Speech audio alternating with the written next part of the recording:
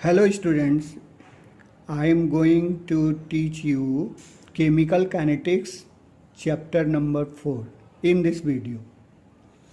Chemical kinetics is the branch of chemistry in which we study about the rate of reaction, their mechanism and the factors which affect the rate of reaction.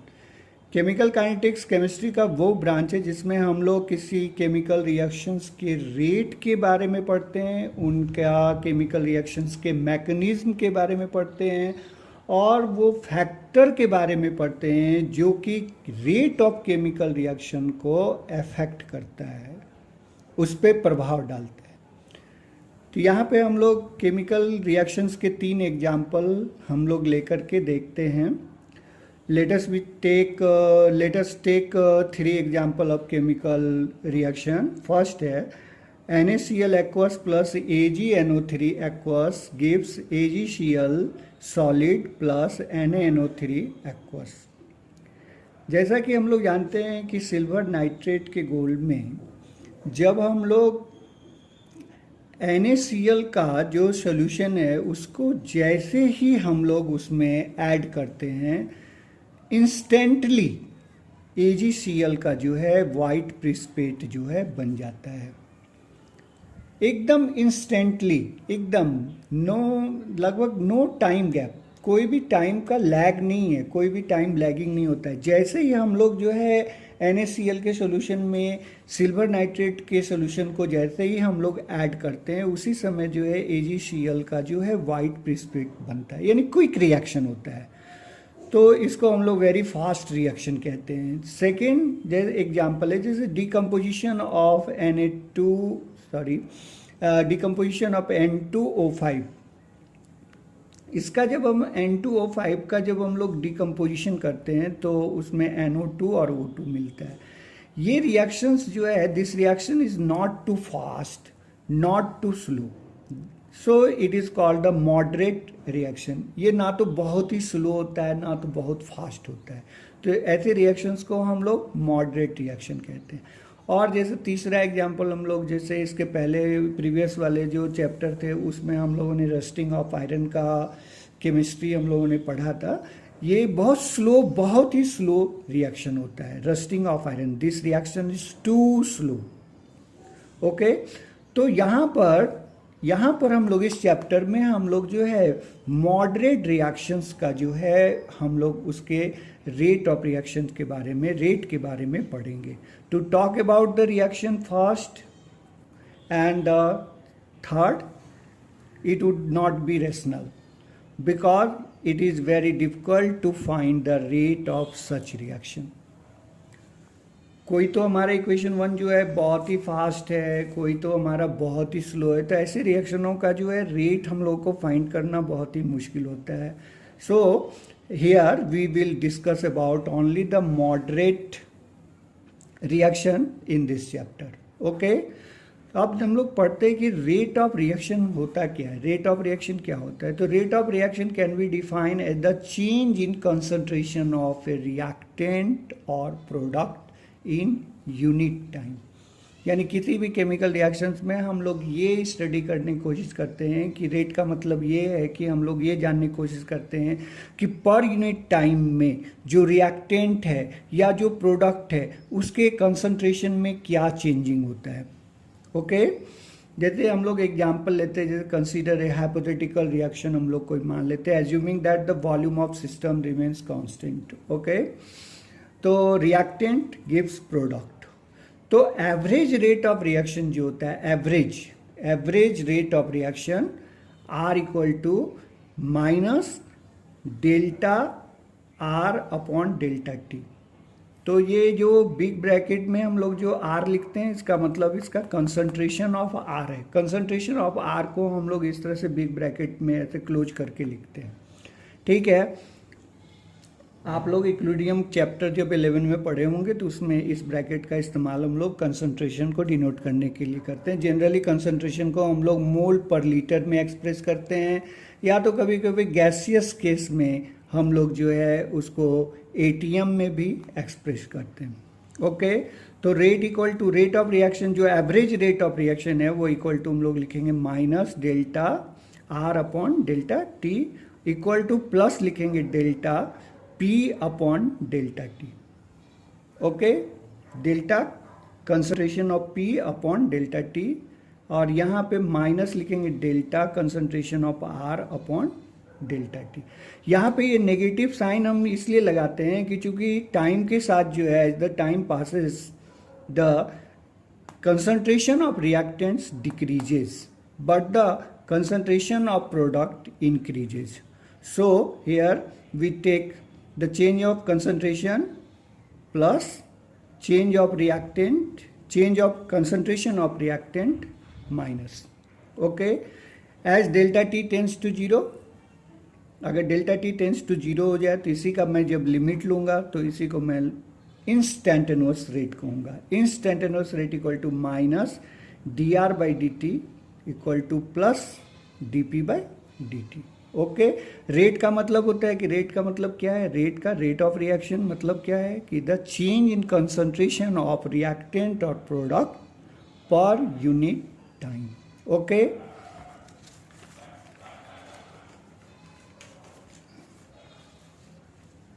अब अगर हम लोग देखें उसका graph अगर देखने की कोशिश करें तो ये देखिए, अगर हम लोग वाई एक्सिस पे अगर हम लेते हैं कंसंट्रेशन ऑफ रिएक्टेंट और प्रोडक्ट, और यहाँ पे एक्स एक्सिस पे टाइम एक्सिस लेते हैं, यानी कि अगर हम कंसंट्रेशन ऑफ रिएक्टेंट और प्रोडक्ट वर्सेस टाइम पे अगर मैं ग्राफ खींचता हूँ तो ये ग्राफ मेरा जो है रिएक्टेंट का होगा, ये ग्राफ मेरा रिएक्टेंट का होगा। ओके, और ये ग्राफ जो है ये प्रोडक्ट का होगा।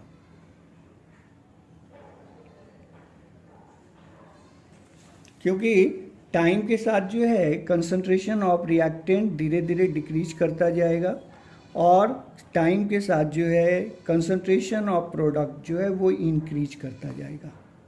ओके, तो इस तरह के ग्राफ आपके आएंगे, रिएक्टेंट का ग्राफ इस तरह का होगा और प्रोडक्ट का ग्राफ इस तरह का होगा। ओके, अब ये यूनिट ऑफ रेट क्या होता है, तो यूनिट ऑफ रेट को हम लोग एक्सप्रेस करते हैं मोल पर लीटर पर सेकेंड, या गैसियस फॉर्म में हो तो उसे हम एक्सप्रेस कर सकते हैं एटीएम पर second. Okay, for a general chemical reactions, कोई जनरल केमिकल रिएक्शन हो जिसमें कि स्टोइचियोमेट्रिक कॉफिशिएंट ऑफ जो रिएक्टेंट्स एंड प्रोडक्ट्स है वो अगर डिफरेंट हो, जैसे कि यहाँ पर small A capital A plus small B capital B gives small C capital C plus small D capital D.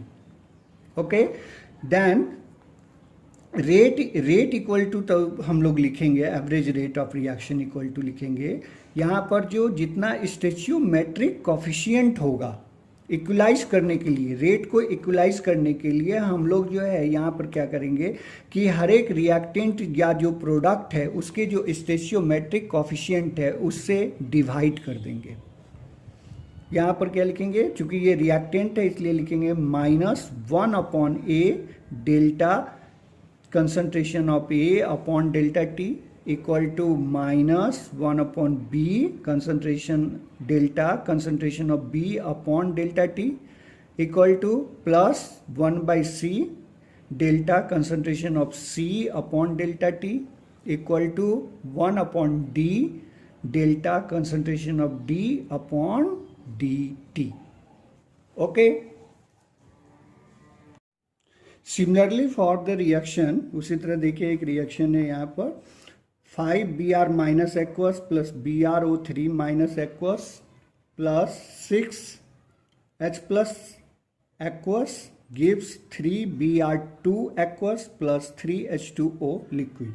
अब इस रिएक्शंस का अगर हमको एवरेज रेट ऑफ रिएक्शन अगर लिखना है तो R इक्वल टू लिखेंगे, चूंकि ये रिएक्टेंट इसलिए लिखेंगे, और यहाँ स्टोइचियोमेट्रिक कॉफिशिएंट कितना है 5 है, इसलिए मैं लिखूंगा इसे minus 1 upon 5 delta concentration of Br minus upon delta T equal to, फिर ये रिएक्टेंट है फिर इसमें फिर माइनस लगाएंगे, चूंकि कॉफिशिएंट इसका स्टोइचियोमेट्रिक कॉफिशिएंट 1 है इसलिए यहाँ पर 1 ऐसे ही रहने देंगे, डेल्टा फिर यहाँ पर लिखेंगे concentration of BrO3 minus upon delta T equal to फिर यहाँ पे नेगेटिव लगाएंगे क्योंकि ये भी रिएक्टेंट है, तो -1/6, यहाँ पे देख रहे हैं कॉफिशिएंट कितना है इसका 6, तो -1/6 delta H plus ion concentration upon delta T equal to, अब प्रोडक्ट लिखना है तो उसमें प्लस लगाएंगे 1/3 concentration of Br2 delta concentration of Br2 upon delta T equal to 1/3 delta concentration of H2O upon delta T. Okay,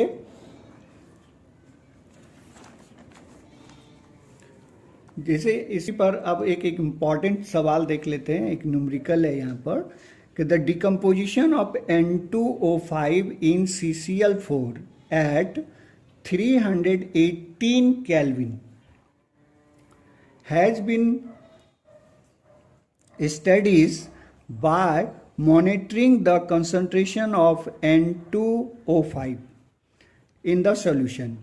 N2O5 का डिकम्पोजिशंस को जब हम मॉनिटर करते हैं तो हम लोग देखते हैं कि concentration of N2O5 in the solution, initially the concentration of N2O5 is 2.33 mole per litre and after 184 minutes it is reduced to 2.08 mole per litre.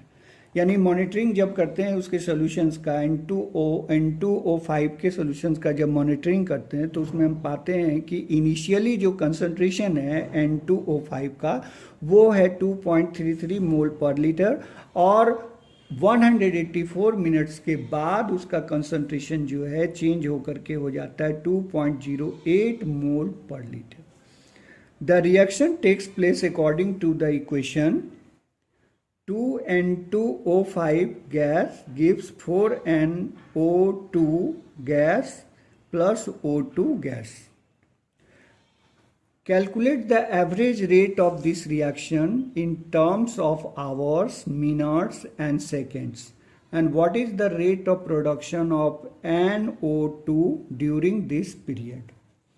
यानी हम लोगों को इस रिएक्शंस के अकॉर्डिंग जो है, इस रिएक्शंस के अकॉर्डिंग जो डिकम्पोजिशन ऑफ N2O5 है तो उसमें ये पाया जाता है कि इनिशियली जो N2O5 का जो कंसंट्रेशन है वो 2.33 मोल पर लीटर है, 184 मिनट्स के बाद इसी का कंसंट्रेशन 2.08 मोल पर लीटर हो जाता है। तो हमें फाइंड करना है कि इसका एवरेज रेट ऑफ रिएक्शन क्या है, दूसरा ये फाइंड करना है कि इसका जो rate of production of NO2 है ड्यूरिंग दिस पीरियड वो क्या है। ठीक है, तो हम लोग करते हैं, इस सवाल को बनाते हैं जैसे 2N2O5 gas gives 4NO2 gas plus O2 gas.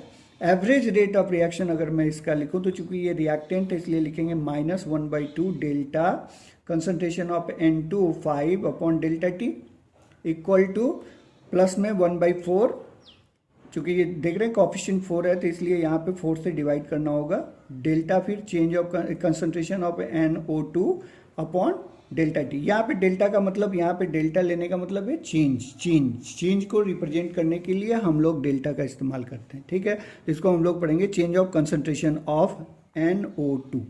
Okay, equal to, फिर यहाँ पे देखिए ये भी मेरा जो है प्रोडक्ट है, इसका कोएफिशिएंट 1 है इसलिए मैं लिख दूंगा delta concentration of O2 upon delta T।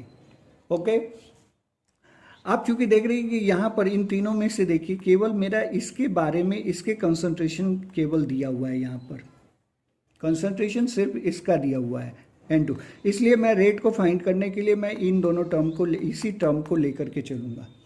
तो R इक्वल टू लिखते हैं -1/2 delta N2O5 upon delta T equal to -1/2। अब देखिए हमेशा चेंज जब भी हम लोग फाइंड करते हैं तो याद रखिएगा फाइनल माइनस इनिशियल लिखते हैं, यानी पहले फाइनल लिखेंगे उसका कंसंट्रेशन माइनस इनिशियल कंसंट्रेशन। तो यहाँ पर फाइनल कितना था, यहाँ पर देखिए 2.08, तो 2.08 फाइनल कंसंट्रेशन माइनस फिर इनिशियल कंसंट्रेशन था 2.33, तो हम यहाँ पर लिख देंगे -2.33 मोल पर लीटर अपॉन, और टाइम कितना दिया हुआ था डेल्टा T, तो 184 मिनट। ओके, तो इसको जब आप कैलकुलेट करोगे तो आपको यहाँ मिलेगा 6.79 इंटू 10⁻⁻4 मोल पर लीटर पर मिनट। चूंकि देख रहे हैं यहाँ पे यूनिट क्या है टाइम का, मिनट, तो इसलिए यहाँ पे पर मिनट होगा। ओके, अब इसी को अगर हम आवर में बदलना चाहते हैं तो देखिए नीचे में क्या है, यहाँ पर 184, यहाँ मिनट है। अब इस मिनट को अगर आवर में बदलना हो तो 60 से डिवाइड करना होगा, और ये 60 क्या होगा, ऊपर जाके मल्टीप्लाई हो जाएगा। इसलिए इसको हम 60 से अगर मल्टीप्लाई कर दें तो ये यूनिट मेरा चेंज होकर के क्या होगा, मोल पर लीटर पर आवर।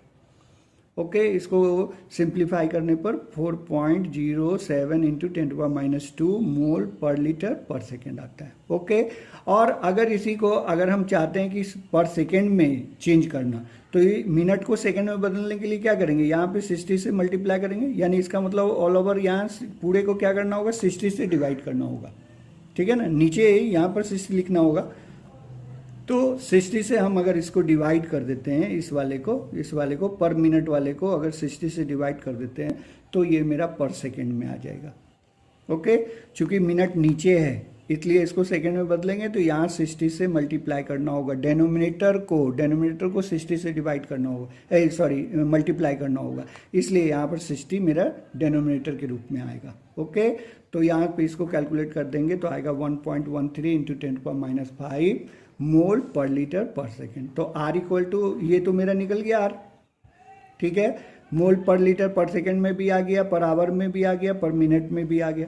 अब अगर हमको जानना है कि इसका जो बाद में फिर पूछा था कि find the rate of production of, पूछा था NO2 ड्यूरिंग दिस पीरियड, तो NO2 वाला टर्म कौन है मेरा, ये देखिए NO2 वाला ये टर्म है, तो इसको ले लेते हैं, और आर हम ऑलरेडी फाइंड कर चुके हैं, तो आर और इसको हम ले लेते हैं दोनों को। अदरवाइज या तो मैं इन दोनों को भी ले लूँ तो मेरा आ जाएगा आंसर, क्योंकि इसके बारे में भी हमारा सारा इन्फॉर्मेशन मालूम है, तो मैं इससे मैं इसको फाइंड कर सकता हूँ। लेकिन यहाँ पर हम क्या किए, आर को ऑलरेडी फाइंड कर चुके हैं, इसलिए मैं ये आर इक्वल टू इसको लूँगा। ठीक है, तो आर इक्वल टू लिखेंगे 1/4 delta concentration of NO2 upon delta T. तो rate of production of NO2 लिखेंगे, इसी को बोलते हैं rate of production of NO2। 1/4 को साथ में लेकर के नहीं चलेंगे, 1/4 से जब मल्टीप्लाई करेंगे तब तो वो रेट हो जाएगा, क्योंकि हमको चाहिए ये delta NO2 upon delta T, इसी को बोलते हैं rate of production of NO2। तो जब मैं इतना को फाइंड करूंगा तो ये 4 क्या होगा, इसके साथ मल्टीप्लाई हो जाएगा, तो हम यहाँ पर लिख देंगे delta NO2 upon delta T equal to 4R। R का मान हम लोग निकाल चुके हैं, अब जिस भी यूनिट में लिखने का मन हो आप लिख सकते हो। आवर में तो आवर वाला जो यहाँ मान दिया हुआ है ये वाला, इसको 4 से मल्टीप्लाई कर दीजिए, तो ये मेरा आ जाएगा मोल पर लीटर पर आवर में, और अगर मिनट वाले को मल्टीप्लाई कर दीजिए 4 से तो पर मिनट में आ जाएगा, और अगर हम लोग यहाँ पर सेकेंड वाले को मल्टीप्लाई कर देते हैं तो फिर पर सेकेंड में ये मेरा आंसर आ जाएगा। ओके, अब यहाँ पर देखिए कि एक छोटा सा और सवाल है, और ये सब छोटा सवाल इसलिए मैं बता देता हूँ आप लोगों को, समझा देता हूँ कि हालांकि ये इंटेक्स 4.2 है, वो भी एग्जाम्पल का ही क्वेश्चन था। तो आप एग्जाम्पल के क्वेश्चन और इंटेक्स वगैरह के क्वेश्चंस अगर आप भली भांति अच्छी तरह से समझते हैं तो फिर आप जो है कोई भी क्वेश्चन, जैसे बोर्ड वोर्ड में कोई भी क्वेश्चन आता है अगर आपको, तो फिर आपको कोई भी दिक्कत नहीं होगी, आप आसानी से उसको सॉल्व कर लोगे। यहाँ पर देखिए क्वेश्चन है, in a reaction 2A gives product the concentration of A decreases from 0.5 mole per litre to 0.4 mole per litre in 10 minutes. कहता है कि जो इस रिएक्शंस के अकॉर्डिंग कंसंट्रेशन ऑफ ए जो है 0.5 मोल पर लीटर से 0.4 मोल पर लीटर जो है वो 10 मिनट में हो जाता है। तो कहता है कि फाइंड करो, calculate the rate during this reaction. इस ड्यूरेशन में इसका हमको फाइंड करना है कि इसका रेट क्या है। तो अगर मैं इसका रेट लिखना चाहूँ तो rate equal to average rate equal to क्या लिखेंगे, माइनस, चूँकि ये हमारा क्या है रिएक्टेंट है और इस स्टोइकोमेट्रिक कोफिशिएंट कितना है 2 है, तो इसलिए माइनस लिखेंगे 1/2, 2 से डिवाइड करना है, फिर delta A upon delta T लिखना है। ओके, डेल्टा बिग ब्रैकेट में लिखेंगे कैपिटल ए, चूँकि कंसंट्रेशन यहाँ लिखा जाता है। तो बार बार मैं बोल दे रहा हूँ, आप ये मतलब समझा करिए। यहाँ पर डेल्टा, फिर यहाँ पर बिग ब्रैकेट में कैपिटल A लिखेंगे upon delta T equal to लिखेंगे -1/2। अब ये क्या लिखना है, change of concentration of A, change of concentration of A। तो A का कंसंट्रेशन, फाइनल कंसंट्रेशन कितना है 0.4 और इनिशियल कितना है 0.5, तो 0.4 माइनस 0.5, इसका यूनिट क्या है मोल पर लीटर, और टाइम कितना है 10 मिनट्स, तो 10 मिनट लिख दिए यहाँ पर। अब यहाँ पर देखिए कि आपको मनो तो ऐसा करते हैं कि इसको कैलकुलेट करेंगे तो देखिए ये माइनस आएगा, ये माइनस माइनस इंटू करेंगे तो पॉजिटिव हो जाएगा, तो 0.005 मोल पर लीटर पर मिनट आएगा। अब अगर इसका मन है आपको कि इसको पर सेकेंड में बदल दे तो यहाँ पे डेनोमिनेटर को क्या करेंगे 60 से मल्टीप्लाई करेंगे, यानी नीचे 60 से जब इसको डिवाइड करेंगे आप तो आएगा 8.3 इंटू 10⁻⁵ मोल पर लीटर पर सेकेंड। ओके, ये छोटी छोटी क्वेश्चंस को आप इसलिए याद रखें कि आपका एक तो कॉन्सेप्ट भी आपका क्लियर हो जाएगा और इतने छोटे छोटे क्वेश्चंस ही आपको आजकल के जो पैटर्न है जो बोर्ड का वो ज़्यादा conceptual problem, multiple choice question और यही सब ज़्यादा उसमें उस पर ज़्यादा फोकस किया जा रहा है, तो आप इन सब क्वेश्चनों को ज़रा ध्यान से देखें। Dependence of rate on concentration, rate of concentration पर जो रेट ऑफ रिएक्शन पे कंसंट्रेशन का क्या इफेक्ट पड़ता है, तो जैसा कि आप लोग जानते हैं कि केमिकल का वो सॉरी कि इक्विलिब्रियम चैप्टर जो 11 में पढ़े होंगे आप लोग, तो उसमें याद होगा लीच-एरियस प्रिंसिपल जो हम लोग पढ़ते हैं, तो उसमें जो है कंसंट्रेशन का भी फैक्टर आता है, कंसंट्रेशन पे डिपेंड करता है। तो रेट जो होता है, rate of a chemical reaction at a given temperature में depend on the concentration of one और more reactants and product. Rate जो है, rate of chemical reaction at a given temperature may depend on the concentration of one or more reactants and products. The representation of rate of reaction in terms of concentration of reactant is known as rate law. Rate law, concentration के term में जब हम कभी rate of reaction लिखते हैं ना तो उसको हम लोग रेट लॉ कहते हैं। It is also called the rate equation या तो रेट एक्सप्रेशन भी कहते हैं, ये याद रखिएगा। Representation of rate of reaction in terms of concentration of the reactant is known as rate law। यानी किसी भी केमिकल रिएक्शंस के रेट को जब हम कंसंट्रेशन के टर्म में जब हम उसको एक्सप्रेस करते हैं तो उसको हम लोग कहते हैं रेट लॉ, या तो इसे रेट इक्वेशन भी कहते हैं या रेट एक्सप्रेशन भी कहते हैं। ओके, जैसे रेट एक्सप्रेशन और रेट कांस्टेंट क्या, तो यहाँ पर देखिए कंसिडर ए जनरल रिएक्शन हम कोई लेते हैं, एक हाइपोथेटिकल एक जनरल रिएक्शन लेते हैं, small A capital A plus small B capital B gives small C capital C plus small D capital D. The rate expression for this reactions में are directly proportional to concentration of A to the power x, concentration of B to the power y. तो where the जो exponents हैं इसमें ए और B पे जो exponents हमने लगाया है यहाँ पे x and y may or may not be equal to stoichiometric coefficient of A and B. यहाँ पर ध्यान देने वाली बात है, बहुत ही इंपॉर्टेंट बात यहाँ पर है। आप लोग जब वहाँ इक्विलिब्रियम चैप्टर पढ़ रहे थे तो 11 में तो याद होगा उसका लॉ ऑफ मास एक्शन के अकॉर्डिंग जब आप कुछ लिख रहे थे तो उसमें सीधा सीधा जितना जितना स्टेचियोमेट्रिक कोफिशिएंट था कंसंट्रेशन का पावर उतना से आप अरेंज कर दे रहे थे, लेकिन यहाँ पे ऐसा नहीं है। यहाँ पर जब हम रेट एक्सप्रेशन लिखते हैं, रेट लॉ लिखते हैं, तो वहाँ पे पावर जो यहाँ पर लिखा जाएगा, कंसंट्रेशन ए का जो कंसंट्रेशन का पावर लिखा जाएगा और कंसंट्रेशन बी का जो पावर लिखा जाएगा, वो पावर इसके स्टेचियोमेट्रिक कोफिशिएंट्स के इक्वल हो भी सकते हैं, नहीं भी हो सकते हैं, क्योंकि ये जो रेट एक्सप्रेशन जो है, रेट लॉ जो लिखा जाता है, ये रेट इक्वेशन, वो हमारा टोटली एक्सपेरिमेंटली बेस है। एक्सपेरिमेंटली वो लिखा जाता है और वो एक्सपेरिमेंटली जब लिखा जाता है तो वो इसके स्टेचियोमेट्रिक कोफिशिएंट के इक्वल हो भी सकता है और नहीं भी हो सकता है, तो ये याद रखना है आपको। ये प्रोपोर्शनल का साइन आपको हटा दे तो आर इक्वल टू क्या हो गया, k A to the power x concentration of B to the power y, where k is proportionality constant called rate constant. इसी को हम लोग रेट कांस्टेंट कहते हैं, इस के को। और रेट कांस्टेंट को डिफाइन करना हो तो इसका 1 मान लो, इसको भी 1 मान लो। अगर इसको 1 और 1 मान ले तो के इक्वल टू आर हो जाएगा कि नहीं। तो हम कह सकते हैं कि रेट कांस्टेंट को अगर डिफाइन करना है तो हम कह सकते हैं कि it is defined as numerically equal to the rate of reaction. It is defined as the numerically not exact equal होता है, क्योंकि दोनों के यूनिट अलग अलग होते हैं, तो इसलिए याद रखिएगा, ठीक है ना। ऐसा नहीं कि इक्वली यहाँ बोलना है, numerically equal to the rate of reaction. यानी नंबर में ये आपस में इक्वल होंगे, जबकि यूनिट के रूप में इक्वल ये नहीं होंगे। ओके, ये बात को ध्यान में रखना है यार। ओके, तो हम यहाँ पे लिखेंगे, के को डिफाइन करने के लिए लिखेंगे, it is define as the numerically equal to rate of reaction when concentration of each reactant is unity. Reactant के जो कंसंट्रेशन है, अगर उसको यूनिट मान लिया जाए, तो उस समय हमारा जितना रेट ऑफ रिएक्शन होगा वही मेरा रेट कांस्टेंट के इक्वल होगा। इस बात को याद रखिएगा। ओके, अब इसके आगे का जो भी चैप्टर में है वो मैं इसके नेक्स्ट वीडियो में बताऊंगा।